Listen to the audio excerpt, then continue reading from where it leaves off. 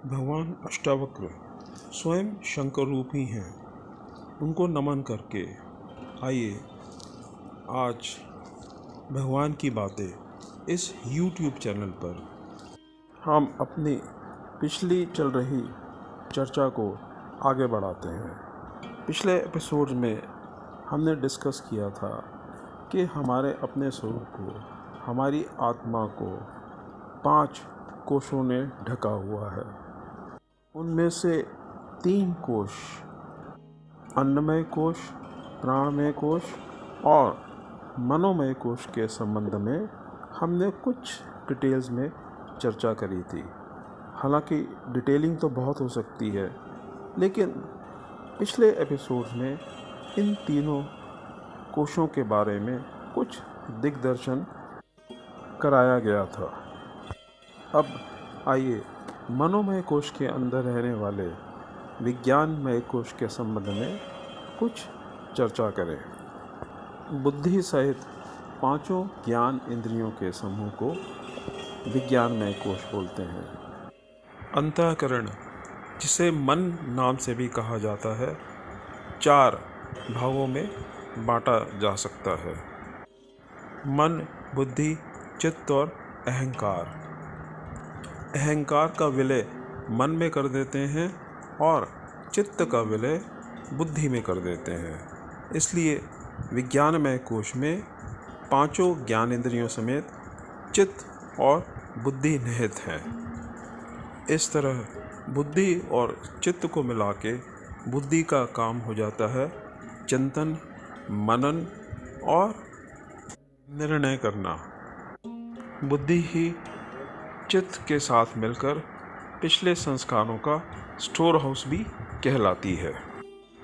इस तरह हर तरह का चिंतन, मनन और स्मृति ये बुद्धि का कार्य है और निर्णय करना भी बुद्धि का ही कार्य है।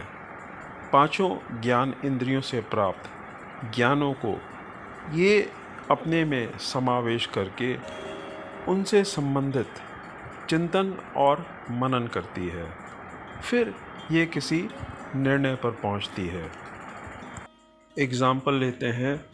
मानो किसी के मन में ये संकल्प उठा कि मैं हरिद्वार जाऊं और साथ ही यह संकल्प भी उठा कि क्यों ना मैं मसूरी घूम के आऊं। तो एक ही मन में 2 संकल्प उत्पन्न हुए। एक को संकल्प बोलेंगे और दूसरे को विकल्प बोलेंगे।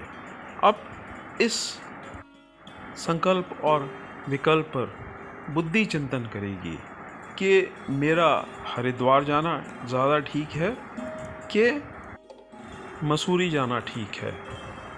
वो दोनों संकल्प के संबंध में प्रॉस एंड कॉन्स पर विचार करेगी और फिर एक निर्णय पर पहुंचेगी कि मुझे हरिद्वार, मानो उसने निर्णय कर लिया है कि मुझे हरिद्वार जाना ही ठीक है।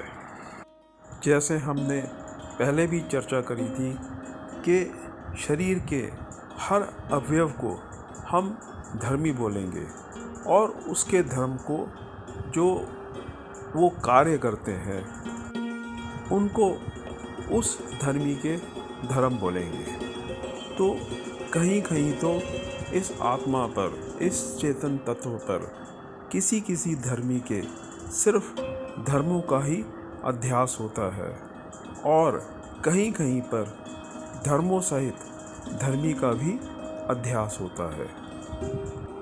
जहाँ जहाँ इसको सिर्फ धर्म का ही अध्यास होता है और धर्मी का अध्यास नहीं होता, वहाँ तो ये धर्म को मैं रूप करके मैंने व्यवहार किया ऐसा करके जानता है और धर्मी को यह मैं नहीं मानता बल्कि मेरा मानता है।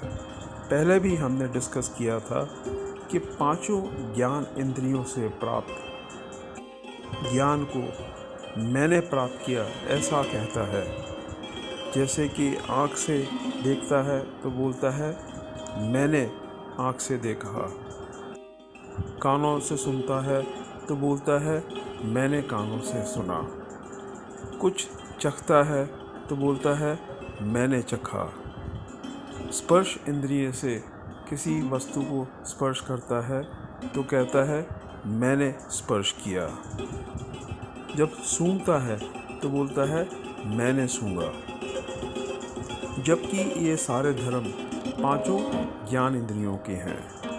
आँख देखती है, ये कभी नहीं कहता कि मैं आँख हूँ, ये हमेशा बोलेगा कि मैंने देखा। कान सुनते हैं तो ये नहीं कहता कि कान मैं हूँ, ये हमेशा बोलेगा कि कान मेरे हैं और मैंने कानों से सुना। इसी तरह किसी वस्तु को स्पर्श करने पर ये स्पष्ट बोलेगा कि मैंने किसी वस्तु को स्पर्श किया है। ये कभी नहीं कहेगा कि जिस इंद्रिय ने, त्वक इंद्रिय ने जिस वस्तु को स्पर्श किया है वो त्वक इंद्रिय मैं हूँ। हमेशा ये कहेगा कि ये त्वक इंद्रिय मेरी ही है। इसी तरह से नाक के सूंघने के धर्म को ये बोलेगा मैंने सूंघा। ये ऐसा बोलेगा कि नाक मेरी है, कभी नहीं कहेगा कि नाक मैं हूँ। ज़बान से ये चखता है तो कहता है मैंने चखा, जबकि चखती तो ज़बान है। ये कभी नहीं कहेगा कि ज़बान मैं हूँ, हमेशा ये कहेगा कि ज़बान मेरी है। तो इंद्रियों के संबंध में इसको सिर्फ धर्म का अध्यास होता है। इंद्रियां जो धर्मी हैं उसका इसे अध्यास नहीं होता।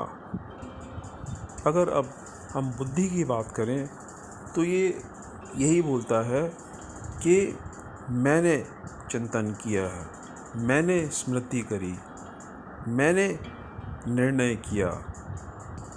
तो बुद्धि के धर्म को ये अपने धर्म मानता है और साथ ही मैं बुद्धि हूँ, मैं चित्त हूँ, यह भी बोलता है। यानी जो बुद्धि धर्मी है उसको भी मैं रूप से जानता है। लेकिन एक विशेष बात ये भी देखने वाली है कि बुद्धि को मैं अनुभव करता है, चित्त को मैं अनुभव करता है, साथ साथ ये बुद्धि मेरी है, ये चित्त मेरा है, मेरे पने का अध्यास भी इसमें होता है। ऐसे कई बार बोलता है कि मेरे चित्त ने चिंतन किया, मेरी बुद्धि ने विचार किया, मेरी बुद्धि ने कुछ सोचा, मेरी बुद्धि ने ठीक सोचा, मेरी बुद्धि ने गलत सोचा, मेरी बुद्धि को वक्त पर सही बात ध्यान में नहीं आई, याद में नहीं आई। इस तरह ये बुद्धि के धर्मों का भी अपने में अध्यास करता है और जो बुद्धि धर्मी है उसका भी अपने में अध्यास कर लेता है। इस तरह से इन दोनों अध्यासों को ये मैं और मेरी रूप करके जानता है। इस तरह का अध्यारोप इस चेतन तत्व को संसार में फंसाता है। यह चेतन धर्म और धर्मी से संबंध स्थापित करके मैं और मेरे के चक्कर में फंस जाता है, जबकि ना तो ये धर्मी इसके अपने हैं, ना उसके धर्म ही इसके अपने हैं। ये उनको मैं और मेरा करके जो जानता है उसका जानना ये मिथ्या ही है। एक ही वस्तु को मैं और मेरा ये दोनों कैसे कह सकते हैं, और किसी अन्य वस्तु को जिसको ये मेरा बोलता है उसके धर्मों को ये अपना धर्म कैसे मान सकता है। चीज़ तो पराई है लेकिन उसके गुण, उसके धर्म मेरे हैं, ये कैसे पॉसिबल है। और फिर साथ में एक ही चीज़ को मैं भी बोलता है और मेरा भी बोलता है, ये भी पॉसिबल नहीं है। इस तरह से ये दोनों अध्यास भ्रमात्मक है। इसी भ्रम को हमें समझना है। इस भ्रम को अगर हम सही तरीके से समझ गए तो हम अपने शुद्ध स्वरूप तक आसानी से पहुंच सकते हैं। यही प्रकरण है।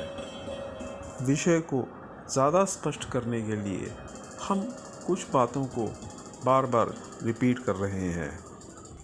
शास्त्र में इसको पिसे हुए को दोबारा पीसना कहते हैं। परंतु विषय को ठीक से समझने के लिए कभी कभी उसका तरीके से बार बार रेपिटेशन करना ज़रूरी हो जाता है। आज इस विषय को हम यहीं समाप्त करते हैं। अगले एपिसोड में हम 5वें कोश यानी कि आनंदमय कोश के बारे में कुछ विचार करेंगे। तब तक के लिए नमो नारायण।